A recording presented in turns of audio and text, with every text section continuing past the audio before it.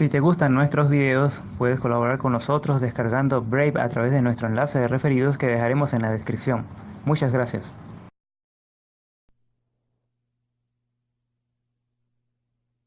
Estaba en Agenda 2000. Y uno de los que estaban allí era Craig Mundie, quien era algún tipo de jefecillo en Microsoft, vicepresidente de productos de consumidor o algo así. Y yo no lo conocía antes. Me encontré con él en un ascensor. Me quedé mirándolo y le dije, veo que eres de Microsoft. Él me miró y me dijo, sí, ¿y qué haces tú? Y pensé que parecía un poco despectivo. Es decir, el arquetipo de un hombre trajeado, mirando a un hacker luchador, así que le devolví una mirada penetrante y le dije, soy tu peor pesadilla.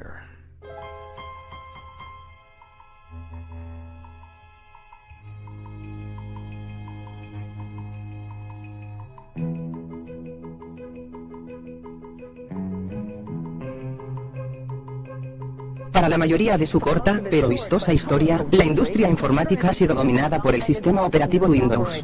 Pero esto podría cambiar pronto, ya que a Windows se le plantea un duro competidor desde Linux. Silicon Valley ha sido durante mucho tiempo el lugar para desarrollar nuevas tecnologías, fundar nuevas compañías y volverse realmente rico. Ahora el Valle es la línea frontal en una lucha revolucionaria por las ideas más políticamente incorrectas. Libertad individual. Día y noche, una confederación de hackers y programadores atacan bits y líneas de código alrededor del mundo mientras diseñan las herramientas para que los usuarios sean libres. Usando información abierta y el libre intercambio de tecnología para lograr sus metas. Esta revolución comenzó en los 80 con el movimiento de software libre y el proyecto GNU, y ahora es más comúnmente asociado con Linux y el movimiento open source. Tenemos un sector que está despegando hoy, el sector relacionado con Linux. Y pensé que esta podría ser una buena oportunidad para preguntarse, ¿qué es Linux? Para contestar a esta pregunta, muchos de ustedes ya sabrán que hay 12 millones de usuarios ahí afuera. Un sistema operativo desarrollado por cientos de programadores colaborando en Internet, un reto a Windows NT. Muy popular por su velocidad, y a esto se debe este revuelo. Para explicar lo que es Linux, primero tienes que explicar que es un sistema operativo. Y el asunto es que un sistema operativo se supone que no debe ser visto, porque realmente nadie usa un sistema operativo, sino los programas en sus computadoras, y la única misión de un sistema operativo es ayudar a esos programas a ejecutarse. Así que un sistema operativo no hace nada por sí mismo, solo espera a que otros programas le pidan ciertos recursos, o pidan ciertos ficheros del disco, o pidan programas para conectarlos con el mundo exterior. Y entonces, el sistema operativo intenta facilitar la labor de los programadores.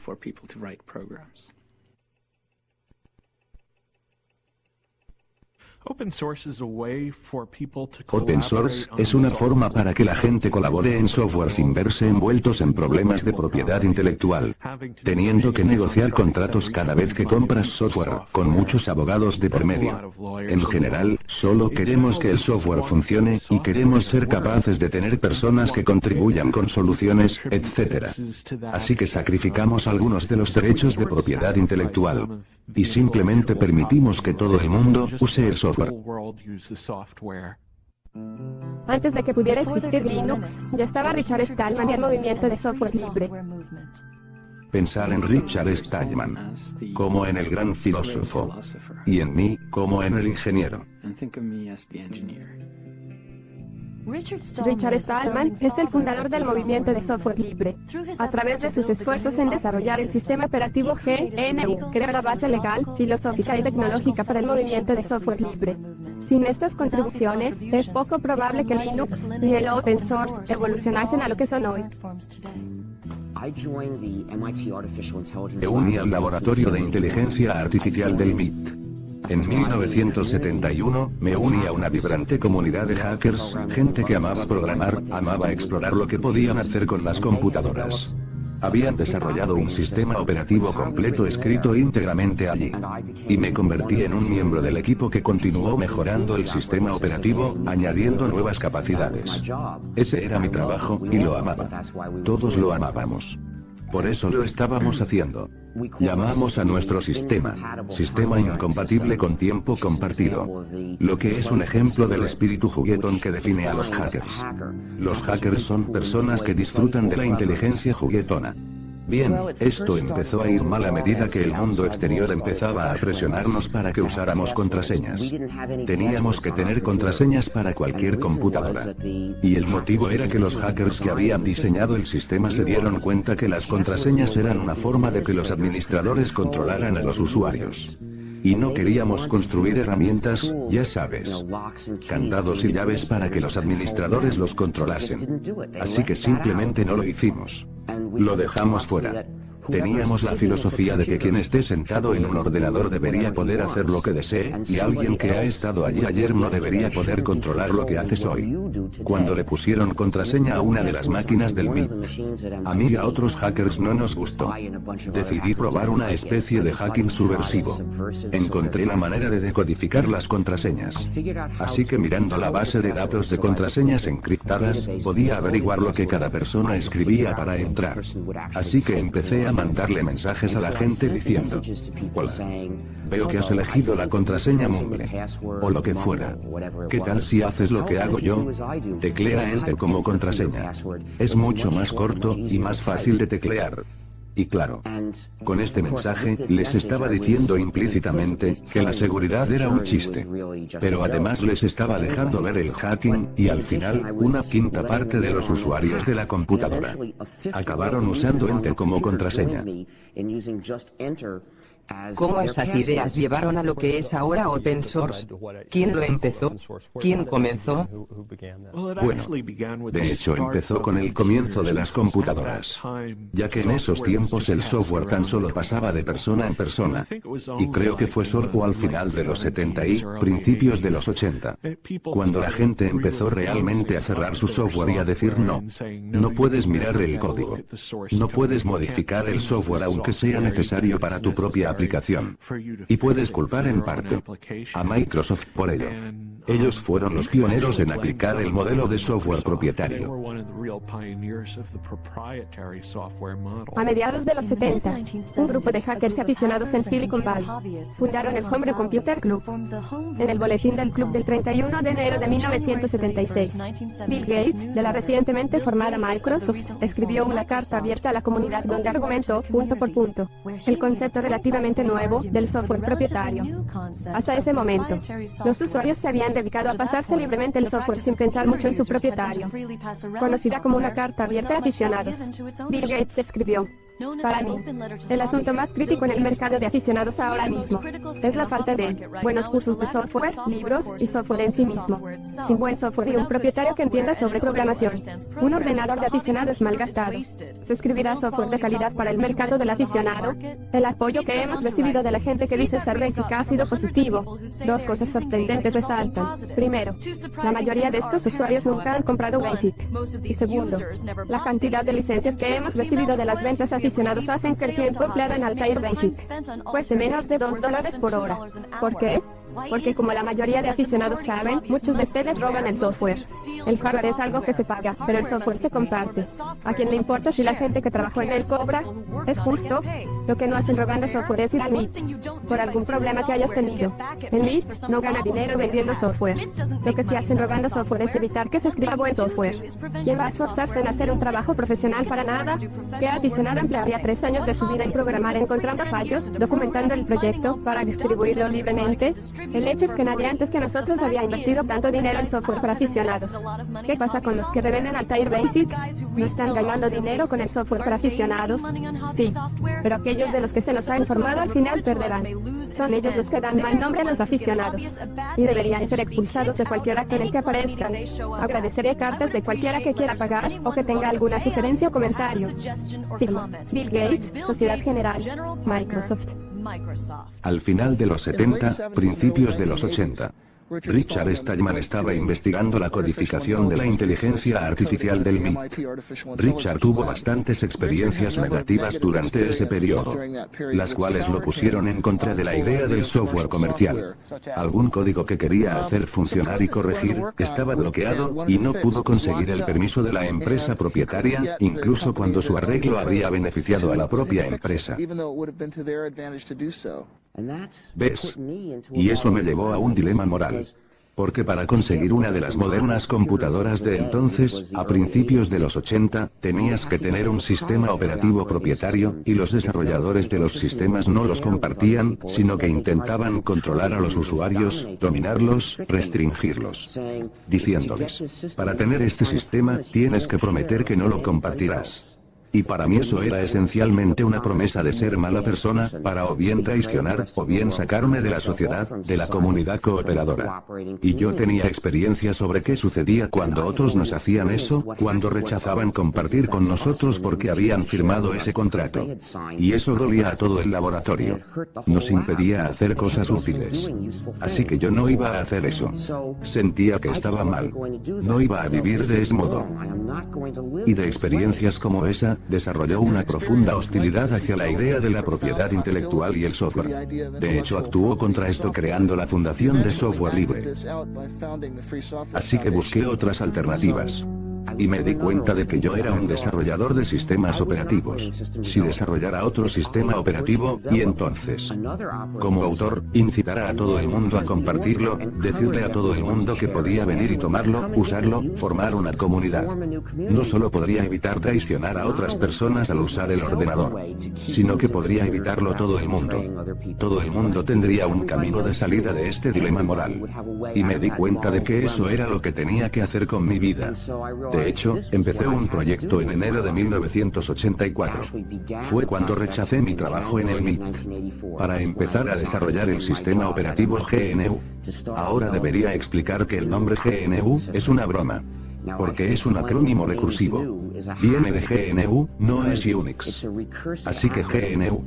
Viene de GNU, y lo que el nombre significa es que yo estaba desarrollando un sistema operativo que era como el sistema operativo Unix. Pero no era el sistema operativo Unix. Este era un sistema distinto, tendríamos que escribirlo desde cero, porque Unix era propietario. Se nos prohibía compartir Unix. No podíamos usarlo, no era útil para una comunidad. Así que tuvimos que escribir un reemplazo para ello.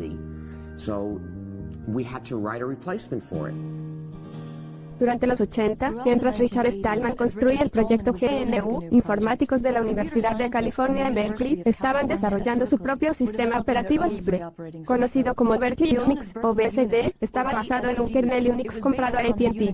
No obstante, debido a problemas legales con AT&T y a la fragmentación del código, hackers y otros usuarios aficionados tardaron en adaptarse al sistema. Bien. Unix consiste en un gran grupo de programas independientes que se comunican unos con otros. Así que solo teníamos que reemplazar esos programas uno por uno. Entonces lo que empecé a hacer fue escribir un reemplazo para un programa. Y después otro, y después otro. Hasta que la gente comenzó a unirse a mí, porque publiqué un anuncio invitando a otros a que se unieran a mí y me ayudaran a escribir estos programas. Y, alrededor de 1991 ya teníamos reemplazados prácticamente todos. Bueno, teníamos que... Para tener un sistema completo necesitas tener un kernel, que es el programa que gestiona los recursos para los demás programas. Necesitas un compilador, que traduce el programa desde el código fuente legible para el programador, a números, misteriosos números que un ordenador puede ejecutar. Necesitas otros programas que ayuden al compilador a realizar su trabajo. Necesitas un depurador, un editor de texto, un formato de texto, mailers. Necesitas muchas cosas. Hay cientos de programas en un sistema operativo de tipo Unix. Vi el anuncio de Stallman. De hecho lo conocí en febrero del 87. Vino a dar un curso de 5 días de Emacs en nuestra compañía. Durante el día explicó nuevas formas de pensar en Emacs y maneras de extenderlo, realzarlo y usar el código de Emacs para bien o para mal. pero por las noches estaba ocupado trabajando en su compilador, que aún no había hecho público. Así que tenía mucho cuidado con quién veía el código.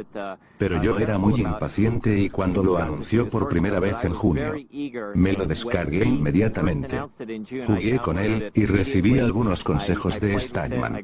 Y cuando le volví a enviar el código, se sorprendió de lo rápido que fui capaz de mejorar su tecnología. Siempre que trabajábamos en algo en Stanford o en la universidad, la mayoría del tiempo lo hacíamos en máquinas de Digital Equipment Sun, casi siempre Sun. Siempre que conseguíamos una máquina Sun, lo primero era pasarnos literalmente días bajándonos software libre GNU de Internet, compilándolo e instalándolo en esa máquina Sun. Lo crucial de GNU es que es software libre. El software libre se refiere no al precio sino a la libertad, así que piensa en la libertad de la palabra y no en cerveza gratis. La libertad de la que estoy hablando es la libertad para hacer cambios si lo deseas o contratar a otra persona que haga los cambios por ti si estás usando un software para tu empresa para redistribuir copias, para compartirlas con otra gente y para hacer mejoras y publicarlas, para que otra gente se pueda beneficiar de ella. Esas son las libertades que diferencian el software libre del software no libre. Estas son las libertades que permiten a la gente formar una comunidad. Si no tienen todas estas libertades, están siendo divididos y dominados por alguien. Mi primera experiencia contribuyendo al software libre fue en el 89 y principios del 90, estaba trabajando de becario en la Universidad de Stanford con herramientas de CAD. Una de las piezas que necesitaba era una conocida como parseador. Bien, la Fundación de Software Libre, bajo el mando de Richard Stallman, creó una gran herramienta llamada Bison. Necesitaba una herramienta que trabajase con C++, Bison trabajaba con C. Modifiqué Bison para crear algo llamado Bison++. Y eso fue una tremenda sensación de poder, el ser capaz de coger software ya existente y crear lo que necesitas en poco tiempo, modificándolo. Lo volví a poner en internet. Me sorprendió la cantidad de gente que se lo bajó y empezó a usarlo. De hecho, recuerdo haber ido a entrevistas de trabajo varias veces, consideré salir y conseguir un trabajo. Había ido a una entrevista y estaba hablando con una de las personas y empecé a preguntarle qué tipo de herramientas utilizaban. Y dijeron usamos Bison++, y dije, yo soy el autor de Bison++. El software libre, por lo general, sí tiene un copyright. Tiene un propietario y tiene licencia. No es de dominio público. Si ponemos el software en dominio público, alguien podría ser capaz de cambiarlo un poco, y convertirlo en un paquete de software propietario. Lo cual significa que los usuarios están usando nuestro software, pero no tendrían la libertad para cooperar y compartir. Para evitar eso, usamos una técnica denominada copyleft. La idea de copyleft es que se le da la vuelta al copyright. Y lo que hacemos es que decimos, este software tiene copyright, y nosotros los autores os damos permiso para distribuir copias, para cambiarlo, para ampliarlo. Pero cuando lo distribuyas tiene que ser bajo estos términos. Ni más ni menos. Para que quien lo obtenga de ti, también tenga la libertad para cooperar con otra gente si quiere. De esta manera, allá donde vaya el software, la libertad va con él. Y se convierte en un derecho inherente el cooperar con gente, y formar una comunidad. Entonces, ¿qué era eso? ¿Y cómo funciona? Bueno, el copyleft, dando una idea general. Para poder usarlo tienes que tener un ejemplo concreto. El ejemplo concreto que utilizamos para la mayoría de los paquetes de software GNU es la licencia pública general GNU, un documento legal que realiza este cometido. Muchas otras personas utilizan esa licencia. Por ejemplo, Linus Torvalds utiliza esa misma licencia para Linux. La licencia que uso es la licencia pública general GNU. Es la que escribió Richard Stallman y creo que es una aportación sorprendente.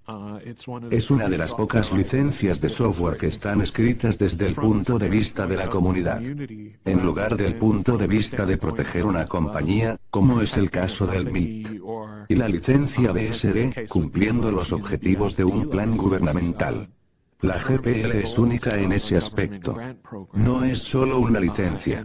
Es una filosofía completa. que creo que motivó la definición del open source.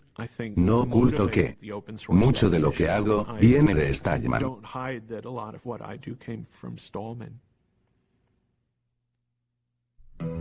Un paso crucial en el crecimiento de GNU Linux y el movimiento de software libre fue la creación de empresas basadas en el software y la filosofía.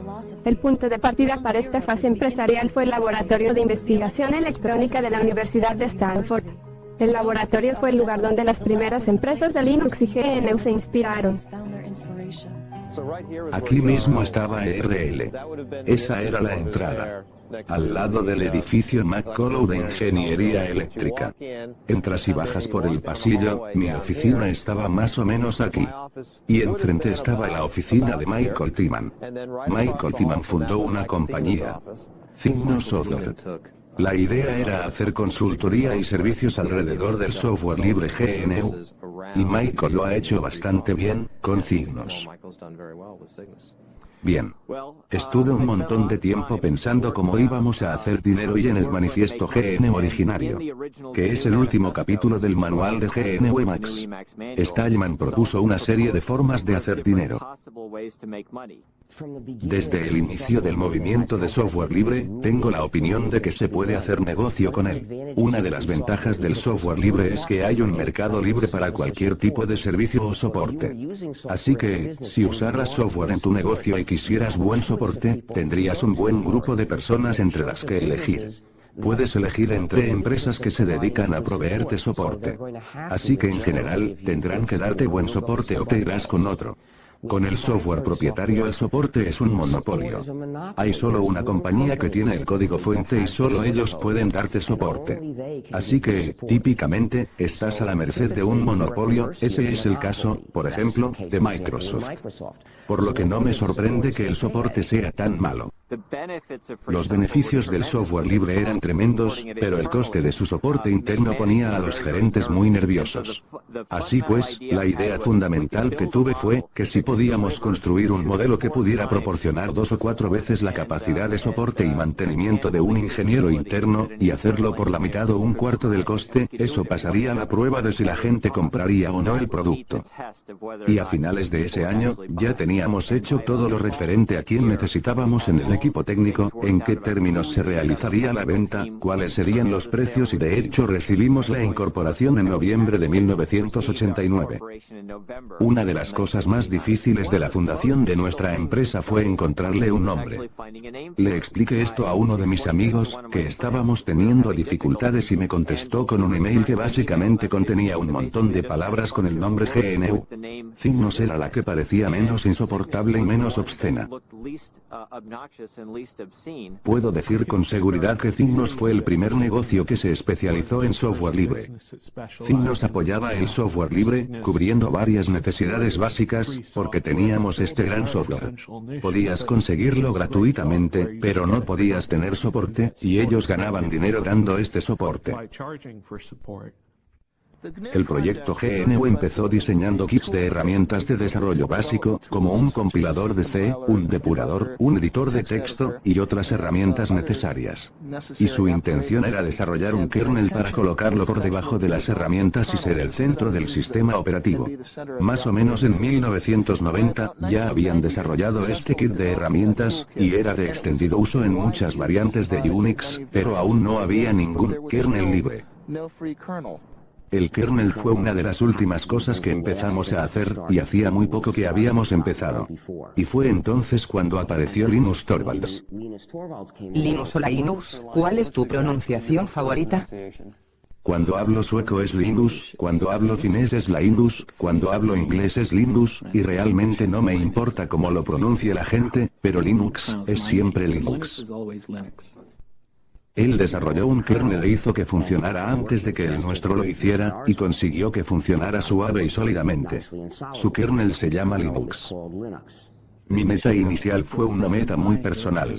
Lograr ejecutar un entorno similar en mi computadora al que me había acostumbrado en las computadoras de mi universidad. Y no podía encontrar nada adecuado para ello.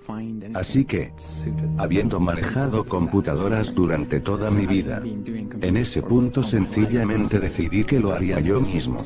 La mayoría de la inspiración me vino del Sano S, que era lo que yo estaba acostumbrado en mi universidad en ese momento.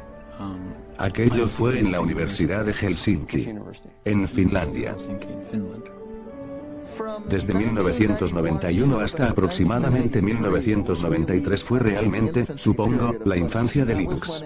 Eso fue cuando era solo de calidad alfa o beta, era relativamente inestable, aunque incluso entonces, era mucho más estable que muchos de los que ahora se llaman sistemas operativos de producción. Linus usó el método tradicional de escribir un programa, que hace todo el trabajo, y consiguió que funcionase rápidamente. De hecho, más rápido de lo que yo pensaba que era posible. La palabra que lo describe es monolítico, que quiere decir, básicamente, que el sistema operativo en sí es una entidad indivisible. Bien, en un microkernel el sistema operativo kernel es, en realidad, una colección de servidores que hacen cosas distintas y tienen un protocolo común para intercomunicarse. ¿Por qué si el proyecto GNU tenía tanto tiempo para hacer solo esto, fue el último en terminar? Bueno, comenzamos GNU Core poco antes de empezar Linux. Sucedió que elegimos un diseño muy avanzado, debido al poder que te da, pero resulta que también es muy difícil de depurarlo. Decidimos dividir el kernel, que al principio era un programa, para dividirlo en muchos programas más pequeños, que se mandasen mensajes entre sí, asincrónicamente, para comunicarse. El problema es que, ese estilo de programación es propenso a tener bugs, que son a menudo difíciles de detectar, porque dependen de que este programa mande un mensaje antes o después de que este mande ese mensaje, y el resultado es que nos llevó años hacer que la cosa funcionase. ¿Cuál es la relación entre Linux y el proyecto GNU? Bien. Existe una relación con GNU, a varios niveles. Uno de ellos el filosófico, de pensar que hacer tu código abierto es una gran idea. Cuando Linus desarrolló su kernel, no lo estaba haciendo para el proyecto GNU, lo hizo de forma independiente, y lo lanzó independientemente y no lo sabíamos. Pero alguna de las personas que sí lo conocían, decidieron ver qué más podían encontrar para unir a ese kernel para hacer un sistema completo. Miraron a su alrededor y todo lo que necesitaban ya estaba disponible, ¡qué buena suerte! Pensaron. Habían encontrado todas las piezas del sistema GNU, al cual solo le faltaba el kernel.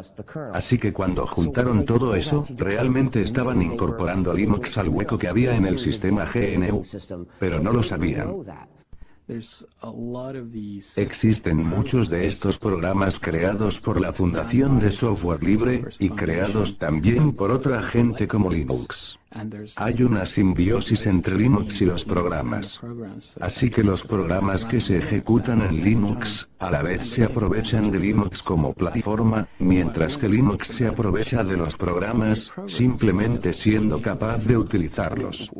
¿Qué tipo de programas? El principal es en realidad el compilador GNU, de C. Sin un compilador de C, no habría sido posible hacer Linux. Ni la mayoría de los programas libres disponibles hoy. Linux utiliza el GPL. Y estoy, más o menos de acuerdo con la filosofía del GPL. El GPL en sí no es un documento demasiado bonito. Probablemente porque ningún documento legal lo es. No lawyers can ever be very pretty.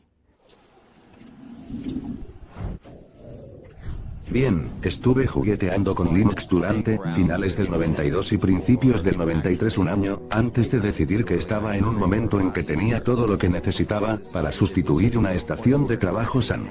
Estaba buscando una manera de tener una estación Unix en casa. En ese momento, estábamos utilizando estaciones Sun Spark en la oficina en Stanford. Esas máquinas nos costaban unos $7,000. Quería una máquina Unix en casa. Cuando se es un becario siempre se piensa: vaya, ojalá pudiera trabajar en casa, sería mucho más productivo. Acabaría mi tesis antes y me podría graduar antes. ¿Es cierto? Bueno, la mayoría de la gente acaba pasando gran parte de su tiempo haciéndose más productivos, así que si trabajasen ahora en una tesis la terminarían en un día. A veces tarda un poco. Así que decidí que quería una máquina Unix en casa. Fui capaz de usar Linux junto con un PC. Por aproximadamente $2000. Conseguí un sistema. Era de 1,5 veces a 2 veces más rápido que la estación Sun Spark de $7000. Era absolutamente asombroso. Tenía el doble de velocidad, por una tercera o cuarta parte del precio. ¿Qué estaba ocurriendo? Supe que había negocio aquí. Esta era una oportunidad para hacer algo mejor que lo que había hecho Sun. En relación a Open Source y Linux. Le puse Linux como nombre de trabajo. Y eso fue porque Linux y la X tienen que estar ahí, es Unix, es como una ley.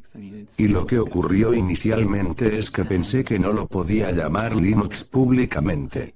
Porque era demasiado egocéntrico. Eso fue antes de que tuviera un gran ego. Pensaron que estaban cogiendo un montón de componentes y orientándolos a Linux. Así que acabaron llamando a esta cosa Sistema Linux. Y esa definición se extendió. El resultado es que ahora 10 millones de personas utilizan esta variante del sistema GNU. El sistema operativo GNU Linux. Y la mayoría no lo sabe. Si alguien le pidiera que describiese GNU Linux, ¿qué pensaría? ¿Justifica eso? Bien, pienso que está justificado. Pero solo si haces una distribución GNU de Linux, del mismo modo que pienso que Red Hat está bien. O que SUSE esté bien. O Debian. Porque si haces tu propia distribución de Linux puedes ponerle el nombre. Pero llamar a Linux en general GNU Linux, pienso que es ridículo. Me involucré en otoño del 93, porque me enviaron una copia del primer CD-ROM de la distribución comercial de Linux, que se llamaba Yggdrasil, que estaba producido por Adam Richter. Recibí una copia porque había estado haciendo software libre desde principios de los 80. Yo era uno de los primeros colaboradores de GNU, y estaba sorprendido. Completamente sorprendido. Porque había sido ingeniero de software durante 15 años hasta aquel momento. Y según todas las normas que conocía acerca de control de complejidad, mantener el grupo de proyecto pequeño, tener objetivos viables. Linux debería haber sido un fracaso. Pero no lo fue. Era algo maravilloso y estaba empeñado en averiguar cómo lo estaban consiguiendo. Para que Linux pueda extenderse más allá del mundo de un programador necesitaba un uso, una aplicación que lo convirtiese en una tecnología imprescindible.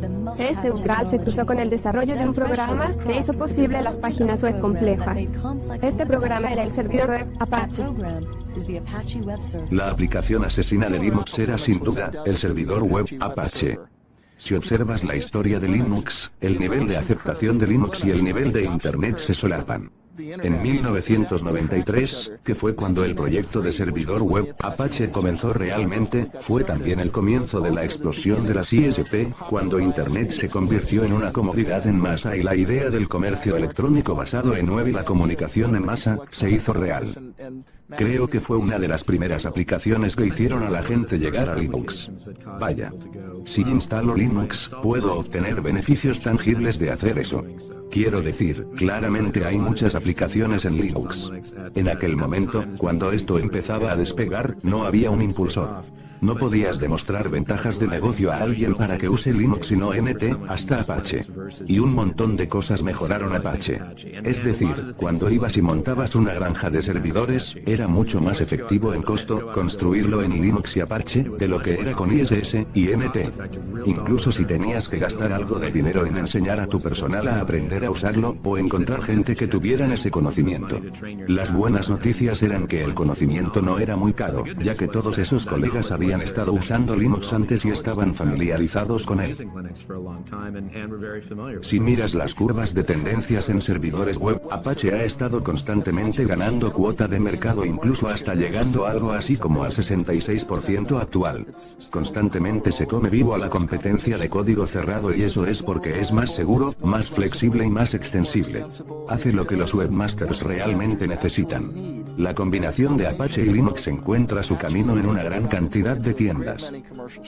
Esencialmente, Apache se convirtió en la aplicación que motivó a las empresas proveedoras de servicios de Internet y comercio electrónico a elegir Linux en lugar de Microsoft Windows. Posiblemente funcionaría mejor en Linux y FreeBSD. Y la razón es que las comunidades alrededor de esos sistemas operativos son también las comunidades que más contribuyen a Apache. Y son también los sistemas operativos que los proveedores de servicios de Internet empezaron a usar muy a menudo. Y a los proveedores de servicios de Internet realmente les gustó Apache porque les permitía muchas cosas distintas que algunos de los servidores web comerciales no, como la posibilidad de hospedar más de un sitio web en una sola máquina, lo cual, si eres un ISP y tienes 40.000 usuarios y todos quieren su propio sitio web, va a ser bastante importante para ti. Uno de los factores claves del crecimiento de Linux fue la creación de empresas que se especializaron en la distribución y en el soporte del sistema operativo en sí mismo. De entre estas compañías, Red Hat es la más conocida. Red Hat comenzó como un producto de Mark Ewing mientras trabajaba en IBM. Quería una distribución de Linux un poco mejor. Empezó a hacer experimentos. Se dio cuenta que pasaba más tiempo manteniendo su distribución de Linux que el que pasaba trabajando en su nuevo proyecto. Así que comenzó una distribución propia. Se unió con Bob Young, que en aquel momento dirigía una empresa llamada ACC Bookstore, que era un catálogo de pedidos por mail en PC y Unix, y Bob pensó que quería algo más para comerciar, además de revender los productos de otra gente. Él era realmente bueno vendiendo. Mark sabía que necesitaba algún tipo de ayuda en marketing porque él era realmente bueno en las partes técnicas, así que se unieron. Yo empecé a trabajar en Red Hat en mayo del 95, junto con Eric Truan, y somos los empleados 4 y 5. Entonces nos informaron de que trabajaríamos en un apartamento en el que Mark Ewing solía vivir. Lo tomamos como la parte del desarrollo de Red Hat Software. Estuve así hasta noviembre del 95, cuando un retrete que teníamos en el apartamento hizo una especie de estallido, inundó a nuestro vecino de abajo, tuvo un pequeño contratiempo, y los del apartamento descubrieron que teníamos un negocio, en lugar de estar viviendo allí. Así que decidieron echarnos.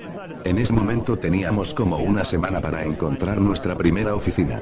Lo cual hicimos. Nos mudamos rápidamente.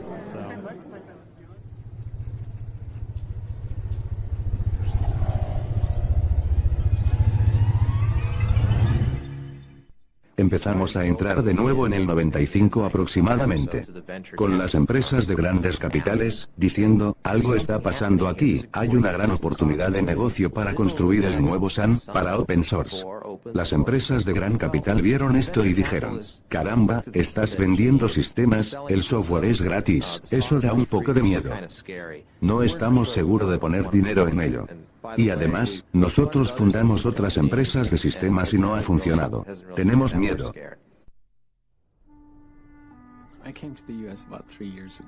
Vine a los Estados Unidos hace unos 3 años, y la razón fue verdaderamente que había pasado 6 o 7 años en la Universidad de Helsinki. Decidí que era el momento de ver la vida real, y no solo la vida universitaria. Especialmente en esta área que tenían algunos de los trabajos más interesantes que se estaban haciendo. Así que, decidí que atravesemos medio mundo, e intentemos esto. Y ha salido bastante bien. ¿Ve esto como algo temporal o a largo plazo? Bueno, primero vimos esto de forma temporal y creo que ahora parece que va a ser algo a largo plazo. Nuestra hija más joven es a la vez ciudadana americana y finlandesa, porque ella ha nacido aquí, y la mayor habla sueco e inglés, así que...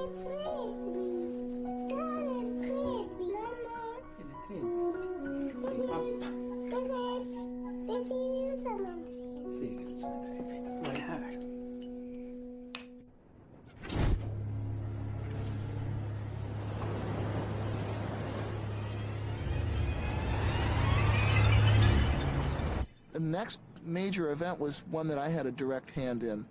El siguiente acontecimiento importante era el que yo llevaba. Escribí un artículo llamado La Catedral y el Bazar, el cual recogía mis observaciones, mis análisis antropológicos de qué fue lo que hizo que el mundo open source funcionara. No lo llamábamos así entonces. Solíamos usar el término software libre. Así que, fue mi observación sobre qué hizo el software libre, y por qué fuimos capaces de producir software con tan alta calidad, pese a la constante violación de los estándares de la ingeniería del software. En el artículo, establecí un contraste entre los dos diferentes estilos de desarrollo. Dos estilos opuestos de desarrollo. Uno convencional. Estilo de desarrollo cerrado, que llamé el estilo catedral. En ese tienes especificaciones muy estrictas para pequeños grupos del proyecto, que son ejecutadas de un modo bastante jerárquico, autoritario, y tienes ciclos de publicación muy largos. Por otra parte, lo que reconocí que estaba pasando en el mundo Linux, era que existía un mundo de mercado más de igual a igual. Estilo bazar, que tenía periodos de publicación muy cortos, y constante solicitud de feedback, de personas que estaban formalmente fuera del proyecto. El muy intenso proceso de crítica del otro. Y lo inquietante, es que cuanto más miraba esto, más veía que intercambiar todas las supuestas ventajas del desarrollo, convencionalmente cerrado por esa única ventaja, de la crítica masiva independiente, del igual. Realmente parecía ganar. Parecía obtener buenos resultados.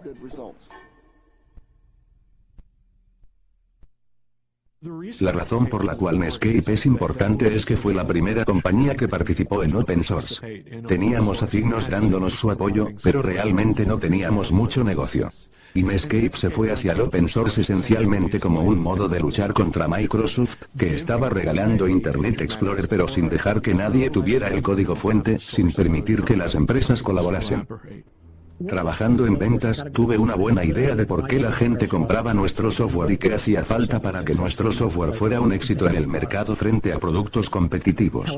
De todas formas, el problema era que estábamos viendo que a medida que avanzaba el tiempo, nuestro software iba teniendo competencia por parte de software de otra gente, en particular de Microsoft. A medida que avanzaba el tiempo, el precio de nuestro software tuvo que bajar porque la otra gente estaba regalando su software o vendiéndolo a muy bajo precio.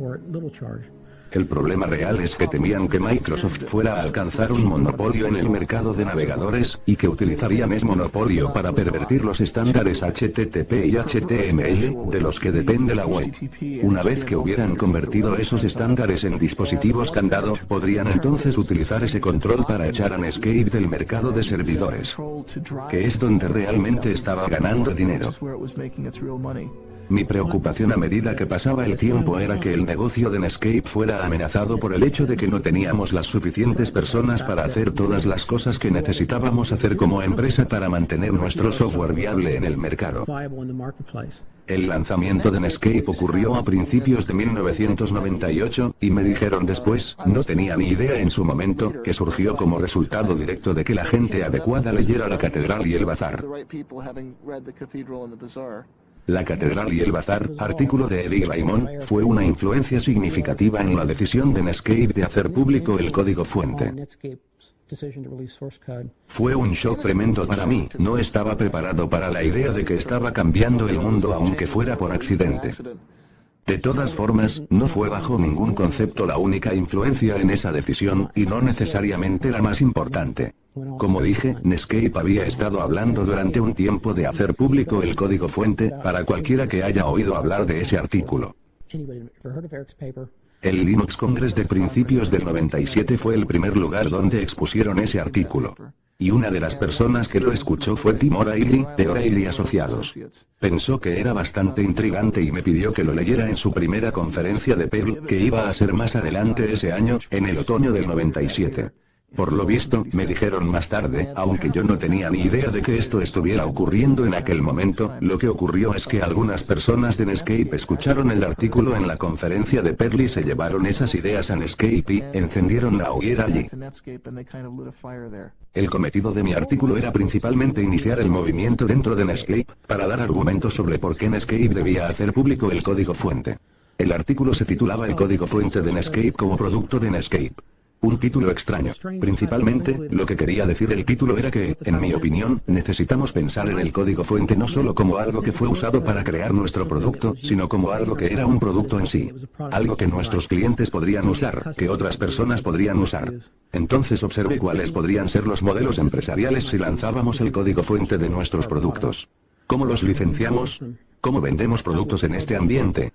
Entonces miré a la competencia, y estoy hablando de Microsoft, lo que era posible que hicieran. Si lanzábamos el código fuente, ¿había alguna forma de que usasen nuestro código en contra nuestra? Utilicé el artículo de Eric como ejemplo de cómo el desarrollo distribuido podía funcionar, cómo una compañía podía desarrollar software utilizando no solo a su propia gente, sino también gente en Internet.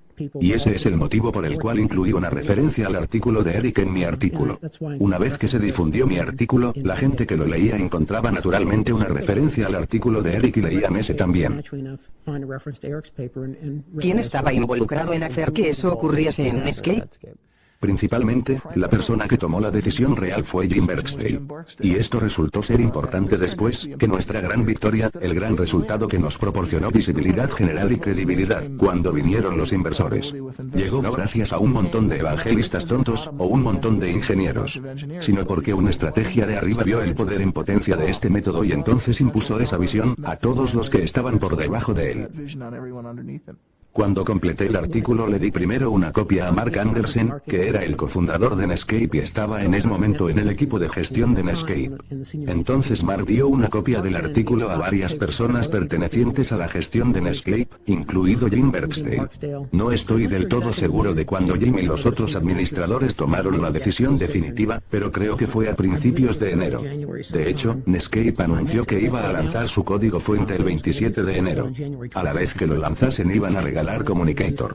Cuando Netscape decidió hacer público el código fuente, la gente recibió un toque de atención que decía: oye, a lo mejor hay algo en esta idea de lanzar el código fuente y de hacer desarrollo con personas de fuera de tu compañía. Así que la decisión de Netscape atrajo mucha atención pública a la idea de software libre, y eso llegó a conocerse como open source, y atrajo mucha atención al sistema operativo Linux, que era uno de los ejemplos más prominentes de software open source en aquel entonces.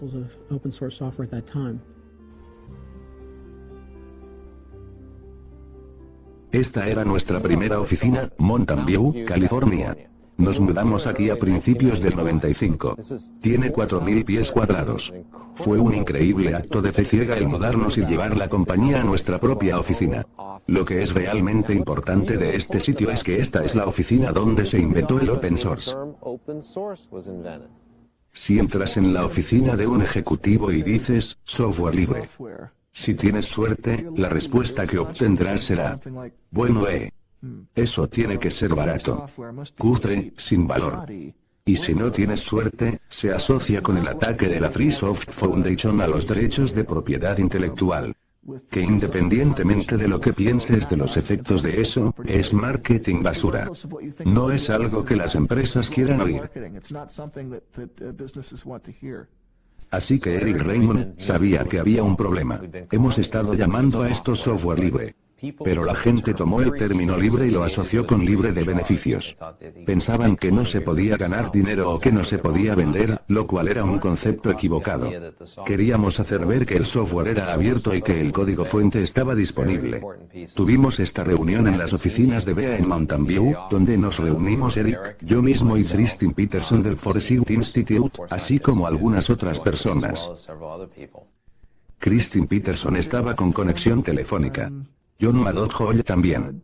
Todd Anderson, que después trabajó para SUSE durante algún tiempo, estaba allí. Sam Ockman, que ahora dirige Penguin Computers, estaba allí. Por aquel entonces era trabajador de BEA. Llegamos a un concepto para el open source. De hecho, llamamos a Linus y le preguntamos si le gustaba. Le interesó, le gustó. Finalmente llegamos a algo para reemplazar al software libre. Ese fue el principio del open source. ¿Cómo escogieron las palabras open source? Creo que fue Kristin Peterson la que tuvo la idea. Queríamos dar la sensación de que el código estaba ahí, que era abierto. Así que no había muchas alternativas. Como las tres primeras personas han hablado defendiendo el movimiento open source, creo que debería hablar sobre el movimiento software libre. El movimiento open source se centra en las ventajas prácticas que proporciona tener una comunidad de usuarios que cooperan intercambiando y mejorando software. Estoy completamente de acuerdo en cómo han enfocado esa parte. Las razones por las que mis puntos de vista son diferentes, por las que estoy en el movimiento software libre en vez de en el open source, son que creo que hay algo más importante que debe discutirse. Que la libertad de cooperar con otras personas, la libertad de tener una comunidad es importante para nuestra calidad de vida, es importante para tener una buena sociedad en la que podamos vivir. Y eso es, desde mi punto de vista, más importante que tener software potente y robusto.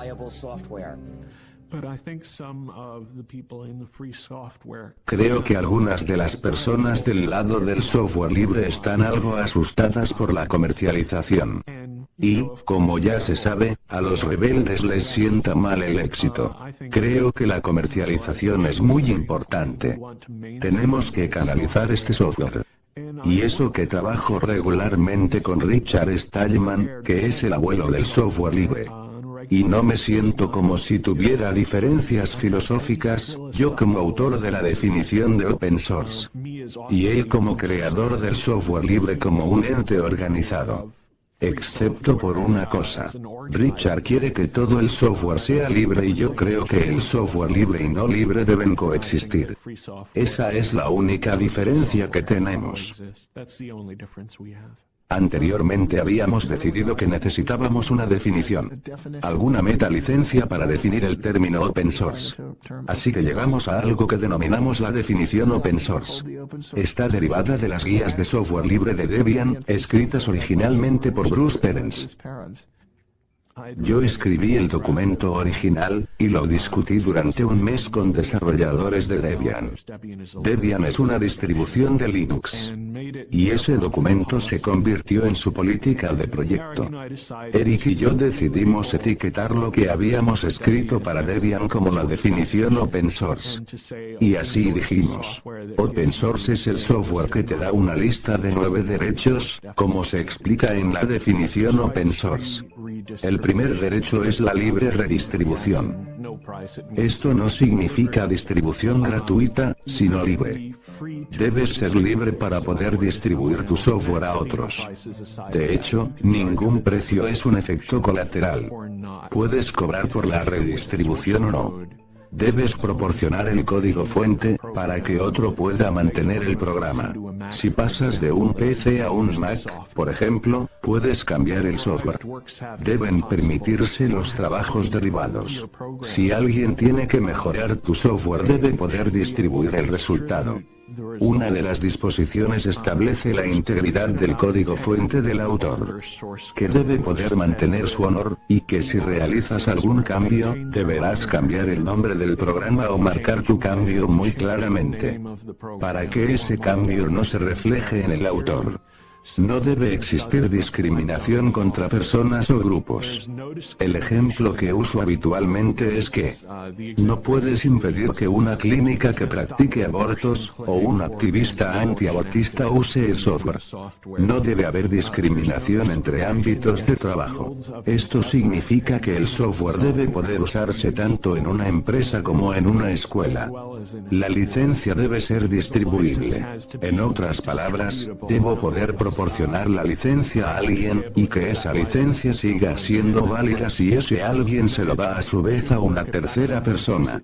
La licencia no debe ser específica de un producto.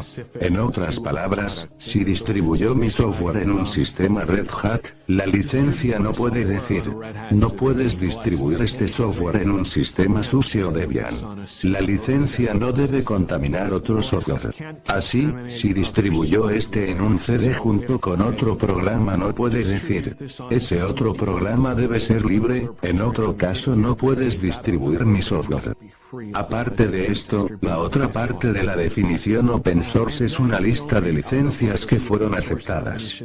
Empezamos con la GPL, que de hecho es el ejemplo de mucho de lo que hay en la definición open source, y la licencia BSD, ya que el software del sistema BSD existía antes de Linux.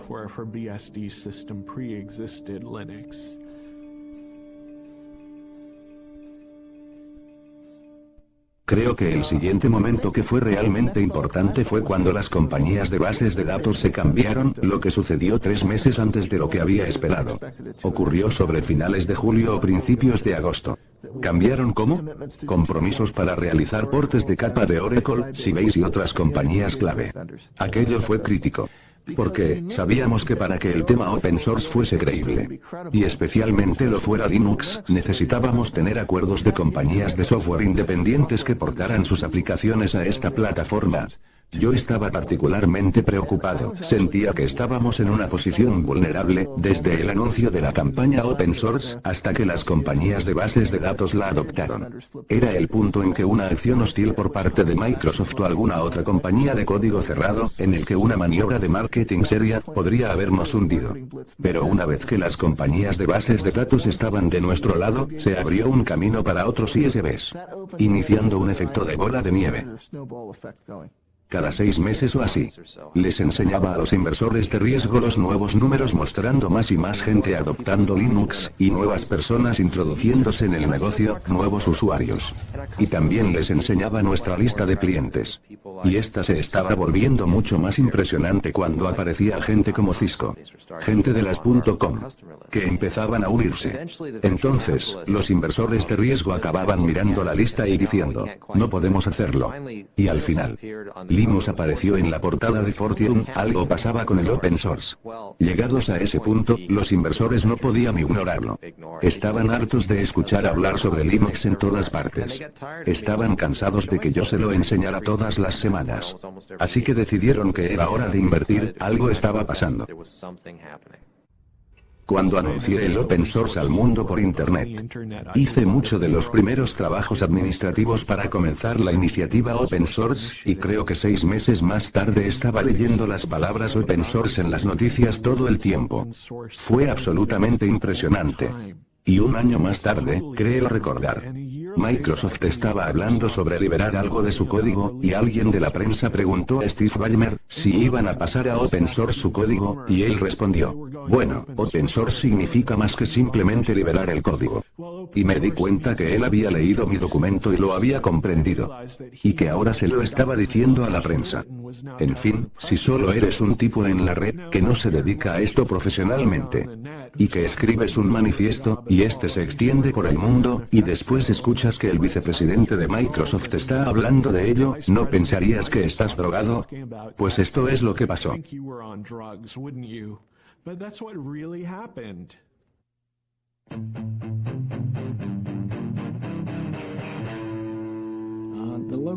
Los grupos locales de usuarios tienden a preocuparse más de construir una red social, especialmente captando gente familiarizada con sus objetivos. También actuando como una red de apoyo para gente que, por ejemplo, no pueda pagar por soporte comercial. Así que alguna de las cosas que hacen en esta área es, por ejemplo, lo que acabo de decir. Creo que una vez al mes organizan reuniones de instalación, que significan que las personas que tienen problemas instalando Linux en sus máquinas, o algo por el estilo. Quiero decir, quizás han instalado ya Linux, pero quieren configurar la red de un modo específico, y hay mucha gente en estas reuniones queriendo ayudar, ya que han tenido esos problemas antes.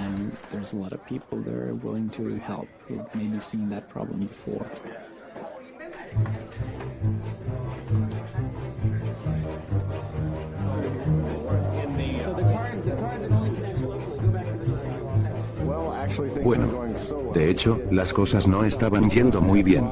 Intenté arreglarlo yo solo, así que vine a esta fiesta de instalación donde abundan los gurúes. Espero tener suerte y conseguirlo.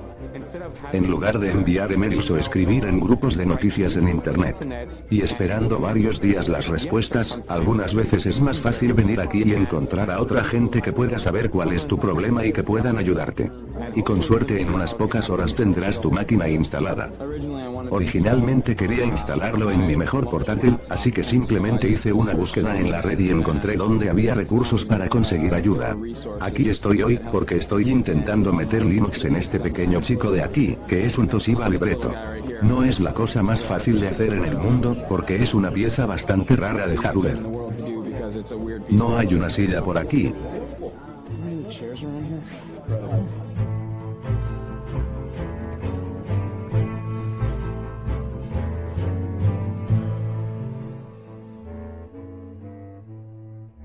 Creo que el caso del Departamento de Justicia ha hecho darse cuenta a la gente el hecho de que tienes, al menos, que mirar alternativas a Microsoft. Y tal vez, Microsoft no es el sueño americano después de todo. Y debido a ese cambio de percepción se puede ver claramente que la gente aceptaba a Microsoft por falta de alternativas. Y puede ser que sigan comprando productos de Microsoft, pero por lo menos están más advertidos sobre el asunto. De hecho, Microsoft usó a Linux como defensa. Usaron a Linux para reforzar su argumento de que no tenían el monopolio, porque Linux podía esencialmente quitarlos del trono en un pispás. Es un argumento muy ingenioso, pero totalmente retorcido porque no respondía al cargo que se les había imputado sobre amenazas y varias conductas contra la competencia. Pero fue muy inteligente por su parte. En cualquier caso, el juez no se lo creyó. Nosotros, en la comunidad Linux, somos muy cuidadosos en no dejar que Microsoft sea el tema de discutir. Pero hubo un artículo en Slashdot, en diciembre de 1998, donde un compañero llamado Matt Addenot, indicaba que un señor de Australia, se las había arreglado para recibir una devolución por su copia sin utilizar de Windows, que recibió con su ordenador. Así que declaró el 19 de enero. ¿Es enero? No. Es febrero, lo siento. Declaró el 19 de febrero como el día de reembolso de Windows. Y animó a todos a dirigirse a los fabricantes de ordenadores para devolver las copias no usadas de Windows. Como especifica la licencia. Es importante recordar que en la propia licencia dice que puedes recibir un reembolso, si no usas el software. Y que el fabricante está obligado por ley a dártelo, o por contrato. Y encontramos que si llamabas a estos fabricantes, básicamente te decían deja de molestar, niño. Y colgaban. Realmente, no quisimos decir el lugar donde nos íbamos a reunir. Hasta el último segundo. Así que solo teníamos que localizar a la gente y los lugares que podíamos controlar. En las diferentes ciudades de la zona. Así que yo era el jefe de San José. Rick Moren y yo San Francisco. Así que teníamos mapas y los repartimos a todos los que venían. Realmente nos reunimos en Denise, que estaba justo a las afueras de Foster City, lo que quería decir que estaba fuera de la jurisdicción de la policía de Foster City, lo que también quería decir que cualquier incidente que sucediera en el lugar de encuentro, ocurriría en la jurisdicción de San Mateo. Y si nos hubieran dicho que nos perdiésemos podríamos decir, nos vamos a Foster City. Adiós, más o menos, el método de Dukes of Hazzard de evitar policías. De hecho, anduvimos por el otro lado del edificio, marchamos alrededor de él y subimos a un aparcamiento que hay allí arriba. Y ahí es donde Microsoft había preparado la recepción para nosotros, con bebidas y un gran cartel que ponía Microsoft, le da la bienvenida a la comunidad open source. Las cámaras del telediario local tomaron imágenes de Eric Raymond y el representante de Microsoft. El cuento de Microsoft parecía ser principalmente que este no era un asunto de Microsoft, sino de los fabricantes. De modo que necesitábamos volver a nuestros fabricantes de ordenadores e intentar conseguir un reembolso una vez más. Les respondimos diciendo que habíamos intentado eso, que no era posible, y necesitábamos que Microsoft se hiciera cargo llegando a este momento y solo nos repitieron la misma frase una y otra vez. Necesitas ir a los representantes, para conseguir su reembolso allí. Habían unas 150 personas. Probablemente la mitad de los cuales tenían pancartas. Acabamos, de hecho, en este patio de aquí. Básicamente, en un principio nos reunimos fuera, varias personas enviaron grupos al interior, gente del campamento FreeBSD envió a un par de personas, teníamos a Eric Raymond. Chris intentó subir, pero nos habían cerrado los ascensores. ¿Dónde estaban las oficinas? Las oficinas están justo aquí, en la 9ª planta. Obtuvimos muy buena prensa de todo ello. Y creemos que, como resultado, Toshiba hizo posible que se pudieran comprar portátiles sin sistema operativo. Es una pequeña victoria, pero, incluso ahora, compañías como IBM y muchos otros fabricantes de ordenadores están permitiendo que se compren máquinas que no tienen Windows.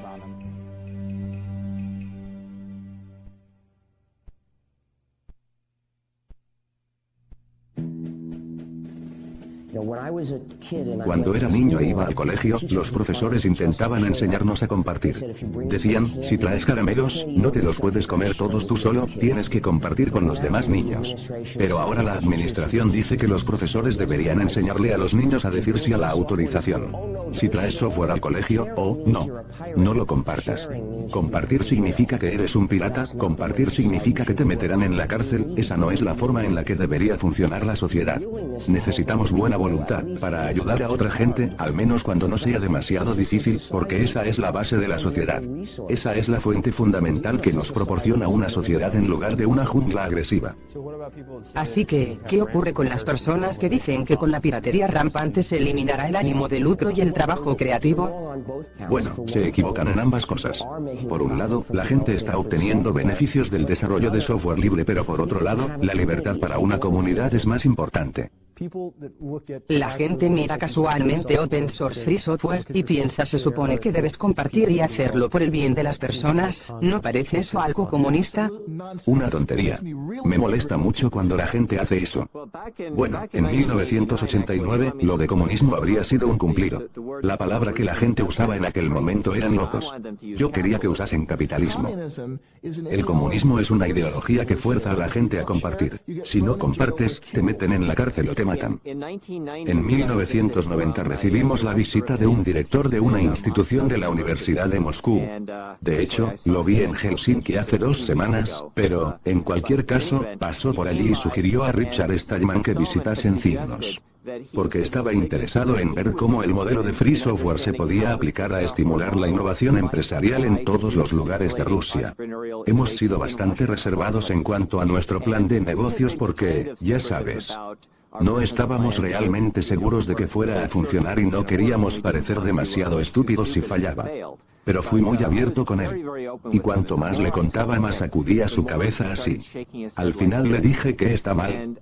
Y él dijo, esto se parece demasiado al comunismo, como para tener éxito en Rusia.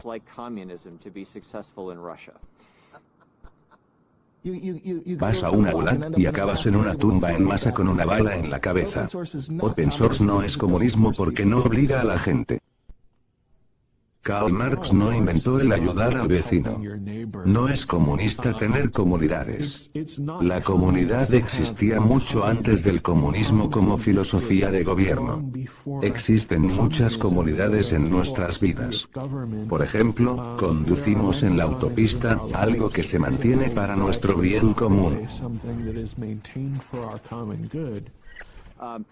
En realidad, etiquetar nuestro modelo de empresa quiere decir que se pierde un poco la finalidad. Sea comunista o bien sea capitalista, la etiqueta no importa. La cuestión real es cuánta calidad se puede entregar, la escalabilidad de la empresa, qué tipo de problemas, qué tipo de valoración de innovaciones se puede mantener. Y entonces, el modo en que quieras etiquetar eso, realmente depende de ti.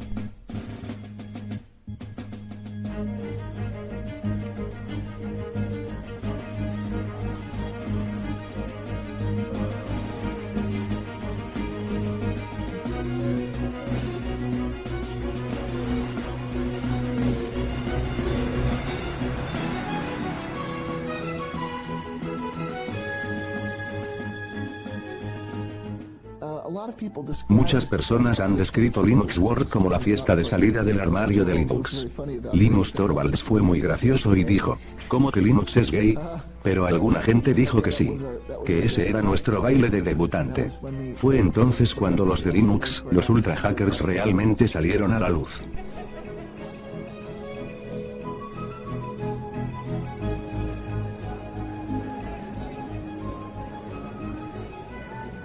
A las 3 de la tarde del 10 de agosto de 1999, Linus Torvalds dio el discurso de apertura en Linux World. La multitud de 6.000 personas empezó a hacer cola a las 12 del mediodía.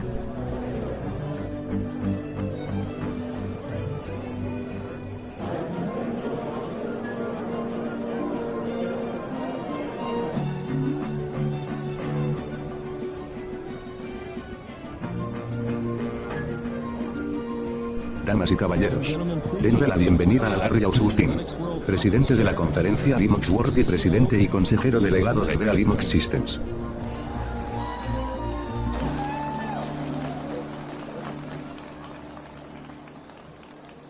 Estos tipos tienen que aplaudir, les pago. Gracias a todos por estar aquí. Parece que es un espectáculo genial hasta ahora. Si me lo permiten un momento, creo que todavía hay mucha gente, a pesar de que este es el segundo show. Creo que todavía hay gente que no entienden qué hace tan excitante a Linux. Así que hay un show genial al lado. Hay enormes exposiciones y todo. Pero son las personas que están allí los que son los contribuyentes reales, no esas compañías. Sé que todos conocen a la persona que verán ahora, así que no tengo que hacer ningún tipo de presentación. Damas y caballeros, les entrego a Linus Torvalds.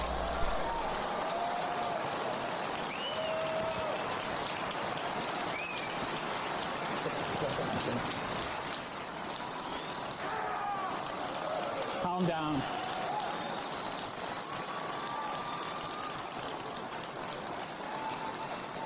Calm down. Say, yes. I don't want to just... No quiero dar simplemente una de mis charlas normales porque las encuentro aburridas. Probablemente, ahora, la mayoría de ustedes las encuentren aburridas también porque las habrán oído como 10 veces, pero después del avance técnico realmente veremos si podemos hacer una sesión de preguntas y respuestas con 5000 personas o los que haya y puede que no funcione porque uno de los 5000 es muy escandaloso. Hoy comentaré lo que siempre comento en todas mis charlas. El tema de la gratitud. Quiero reconocer el hecho de que, obviamente, no he estado solo haciendo Linux. Red Hat sube 228%, esta es la oferta pública inicial que todo el mundo esperaba. Ellos, por supuesto, son los responsables del sistema operativo Linux.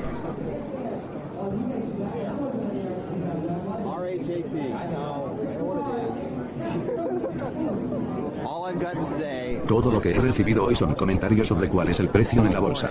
Toda la mañana, ¿sabes? Estaba en el 41, en el 42, en el 47, en el 53, ahora en el 51.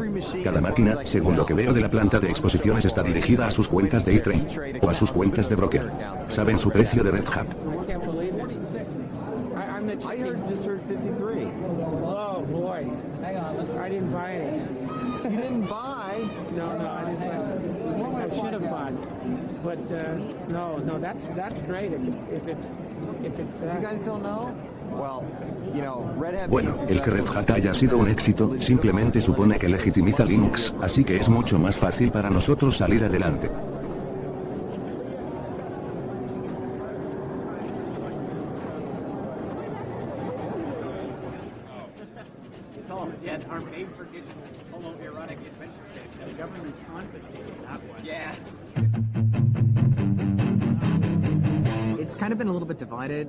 Está un poco dividido. Es decir, hay mucha gente que es muy trabajadora y están algo molestos por eso. Porque trabajaron muy duro, porque no están recibiendo lo que les corresponde de eso. Algunas personas sí que se mosquean. Ya sabe, se ve eso en muchas listas de correo o en Slashdot. Lees que este tipo está muy enfadado porque no tuvo la oportunidad de hacer cosas, de comprar una acción de Red Hat, no tuvo la oportunidad de conseguir un trabajo con esta compañía. Pero el secreto impactante es que a la mayoría de los tipos muy trabajadores no les importa demasiado. Los tipos que realmente están en las trincheras están escribiendo este código porque lo necesitan. Vamos a invitar a Richard Stallman, que es el fundador de la TeamMate, que es el director gerente. Aquí vamos.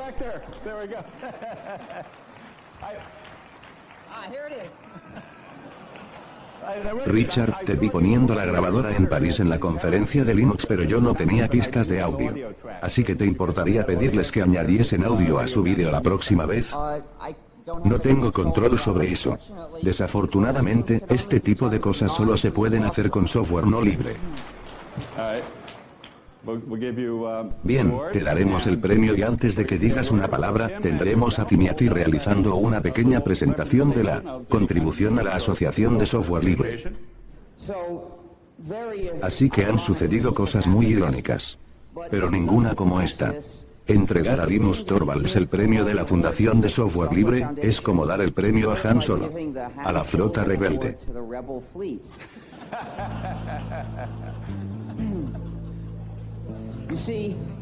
Como ven, algunos de ustedes no pueden imaginar lo acertado de esta analogía. Pero de hecho, dejen que les cuente cómo hemos llegado aquí. Como verán, lo que ha sucedido es que, hace 15 años, si querías usar un ordenador, la única forma de hacerlo era usando software no libre, software que dividía y subyugaba a los usuarios. Y a la mayoría de la gente no le gustaba esto, pero no tenían otra alternativa. Sin embargo, algunos de nosotros, nos decidimos a construir una alternativa y dijimos, vamos a desarrollar un sistema operativo libre que dará a los usuarios la oportunidad de tener libertad en el uso de sus ordenadores.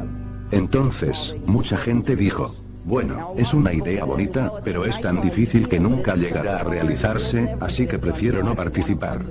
No creo que puedas llevarla a cabo nunca. Pero afortunadamente, no todos dijeron eso. Y claramente sabíamos que conseguiríamos el kernel. Pero mientras esto sucedía, alguien más hizo un kernel mejor, antes que nosotros. Entonces, en aquellos días, teníamos una estrategia para llamar la atención de la gente hacia la importancia de la libertad que podían no tener en el uso del ordenador. Bueno, ¿qué podemos hacer sobre ello? Hasta donde yo sé, el único modo eficaz para intentar cambiar esto, sería correr la voz de que el sistema operativo que usas es de hecho el sistema GNU. En cierto modo modificado, claro. Y cuando la gente sepa esto, se interesarán por las razones por las que desarrollamos este sistema, reflexionarán sobre la cuestión, y algunos decidirán estar de acuerdo. Así que le pedí a la gente que por favor dijeran a otros que este era el sistema GNU, que era una combinación de GNU y Linux, así que podíamos llamarlo GNU Linux.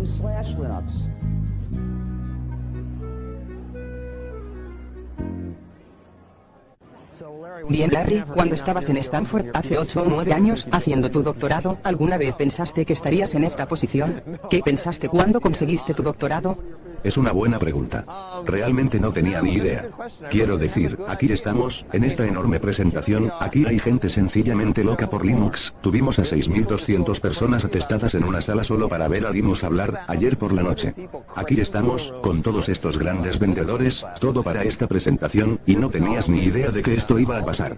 Lo que quiero decir, es que esto es solo un pequeño sistema operativo con el que estábamos contentos, y del que solo unos pocos se preocupaban. Yo pensaba que tendría un pequeño negocio de consultoría, y aquí estoy de pronto con todas estas enormes presentaciones sucediendo. Es sencillamente increíble. Entonces, hace unos años, mirabas y decías esto va a ser grande. Y todos los que estaban en la presentación decían ya sabes, la presentación fue muy grande el año pasado, lo será también este año. Entonces les recuerdas, el año pasado fue solo hace 6 meses. Y te contestan, tiempo Linux.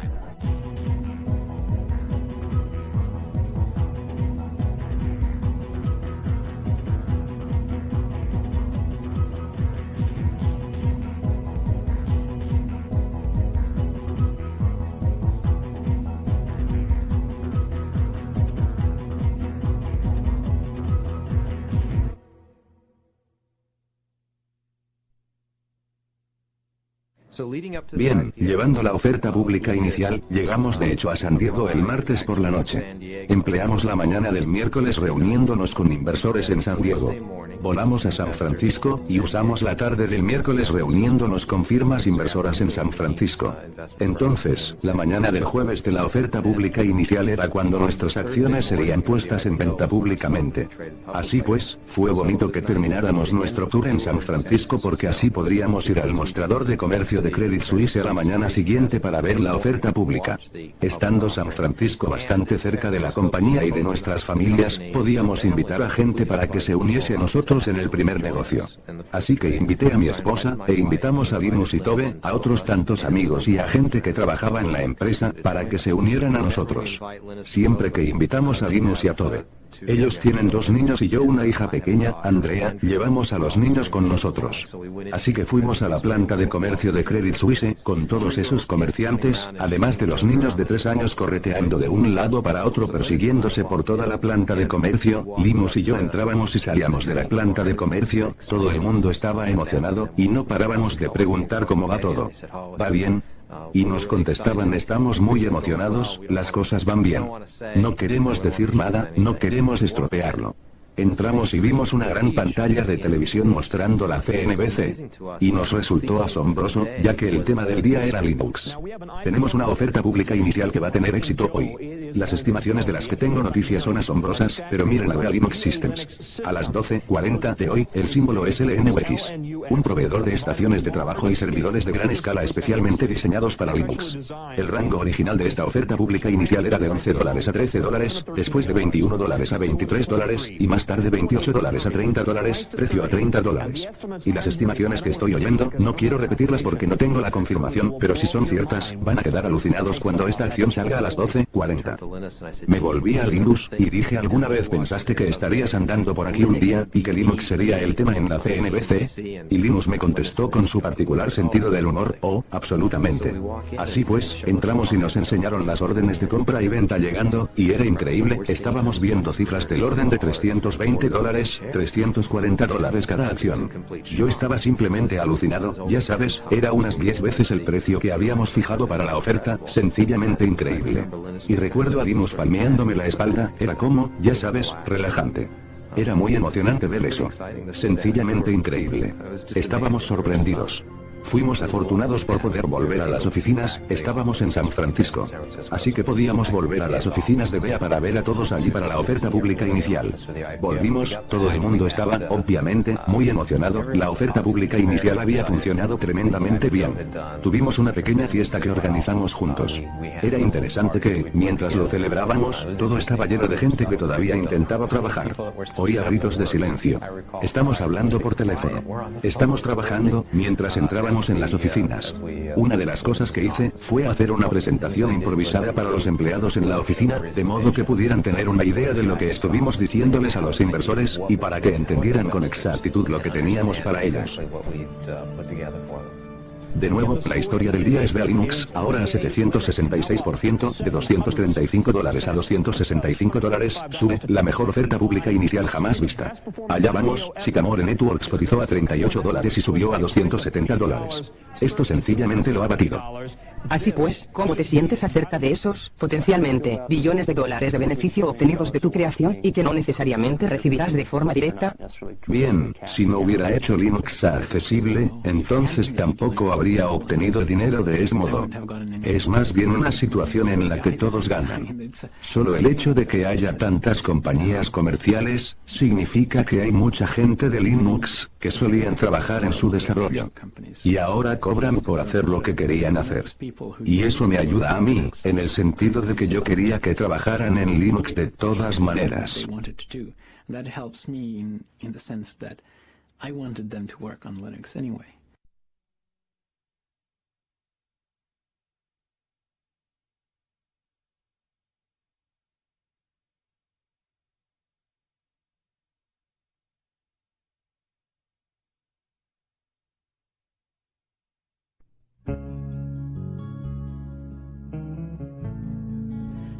Todo el proyecto GNU es realmente un acto. Es un gran acto de inteligencia subversiva y divertida, para cambiar la sociedad a mejor, porque solo estoy interesado en cambiarla a mejor. Pero de un modo inteligente.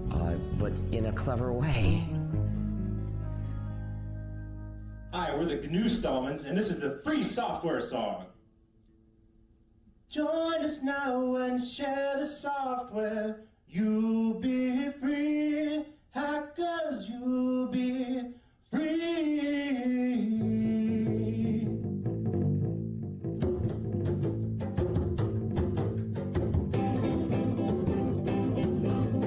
Orders may get piles of money, that is true. Hackers, that is true. But we cannot help the neighbor, that ain't good. Hackers, that ain't good.